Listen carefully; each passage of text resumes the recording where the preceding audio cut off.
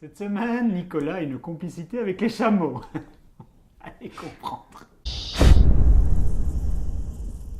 Qu'est-ce que nous allons aller voir au cinéma cette semaine? Bird People pour ma part. Réponse franche, sincère, qui t'ennuie en plus. Dans le même sens, nous pouvons reparler pour la 3e semaine d'affilée de La Chambre Bleue.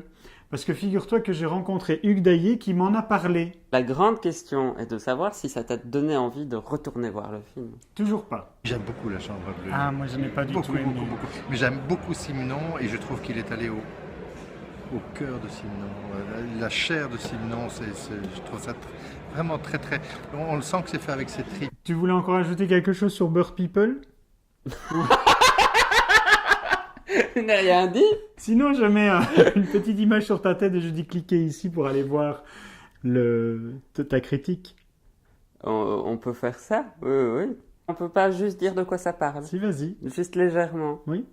Il y a un premier chapitre dédié au personnage de Gary, joué par Josh Charles. Il est dans un hôtel de transit. Et on a aussi le destin, deuxième chapitre vraiment du film, d'une des femmes de ménage de cet hôtel, qui est interprétée par la magnifique Anaïs de Moustier. Et là, le film tombe dans le fantastique. Et on prend une envolée, je n'en dirai pas plus. Ce qui est très intéressant dans Bird People, c'est que les oiseaux sont en liberté et les hommes sont en cage. C'est une jolie manière de voir les choses. Oui, hein. Deuxième film qui sort cette semaine au cinéma, c'est un film pour enfants, flamand, une sorte de blockbuster. Enfin, en tout cas, quand on regarde l'affiche, c'était un peu ça. On l'attendait très fortement la semaine dernière, on en avait parlé, nous sommes allés le voir, ça s'appelle Labyrinthus, et c'est le pire film qu'on ait vu. Ah, ça fait longtemps que je n'ai pas vu ça. Les effets spéciaux datent des années 80. Je pense que c'est un hommage en fait au premier logiciel d'effets spéciaux. Je ne vois pas d'autre solution. C'est l'histoire d'un petit garçon qui va... Fric. Qui va trouver une sorte d'appareil photo qui lui permet de jouer un jeu sur ordinateur. L'appareil photo lui permet en fait de transposer des choses ou des personnes dans le jeu. Mais il est pris au piège parce qu'on lui demande s'il veut jouer, il dit oui. Le fait d'avoir dit oui, il est obligé d'aller jusqu'au bout du jeu. Et il y a une petite fille qui a été téléchargée en fait dans le jeu. Donc... Et lui est représenté dans le jeu par un magnifique chapeau. Que nous avons. Voilà. Et ben voilà. Voilà. Il sent mauvais. Oui. On ne sait pas pourquoi. On ne sait pas pourquoi, mais il ça sent doit mauvais. être drôle pour les enfants.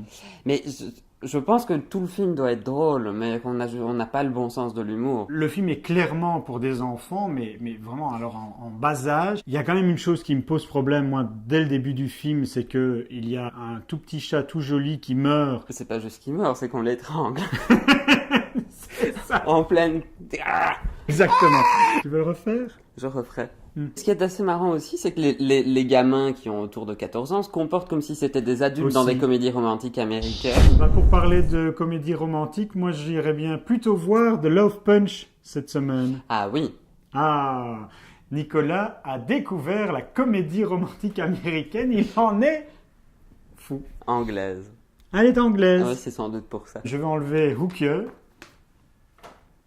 Le casting de Love Punch. On a Emma Thompson. Oui. On a Pierce Brosnan. Et on a Timothy Spall, mais on a aussi qui a eu prix d'interprétation à Cannes. Voilà. Pour un autre film. Hein. Celui-ci.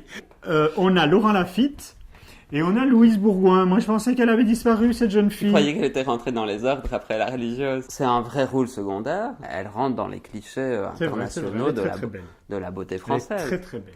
Dis Nicolas, donc tu peux aimer des films de l'été? Je peux aimer les films de l'été, je peux les apprécier. C'est un vrai film de l'été. Oui, c'est un vrai film de l'été. Moi, ce qui m'a impressionné dans le film, c'est Zaz, la musique de Zaz. J'étais très heureux pour Zaz. J'aime beaucoup Zaz. Ils font un enrobage correct. Bon, un autre film qui sort cette semaine, c'est Trax, un film qui raconte l'histoire d'une dame qui s'appelle Robin Davidson. Qui est cette dame?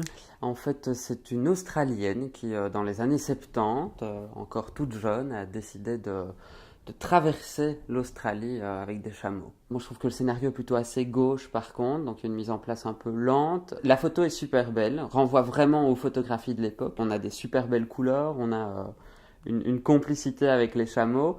Maintenant, ce qui vaut surtout le détour, c'est l'interprétation. Et alors, Comment s'appelle cette dame? Mia Wasikowska. Oh, tu es bon cette semaine. Et elle est australienne. Bon, nous en resterons là pour cette semaine. Nous aurions dû parler de transcendance, mais comme je me suis endormi devant The Love Punch, j'ai préféré rentrer chez moi. Et sinon, il y a Dragon 2. Ah oui. Oui. Ah ben on pourrait aller voir Dragon 2. On pourrait aller voir Dragon 2. Le 1, en tout cas, était un des rares films où la 3D a son intérêt. Nicolas, on va en rester là pour cette semaine. Nous allons aller tweeter des choses sur ungrandmoment.be et sur Mister Emma. Merci beaucoup. Et à mercredi prochain? Oui, bien sûr. Enfin, sauf si d'ici là, on m'a proposé un contrat de chat dans un film quelconque. Oui, le chat.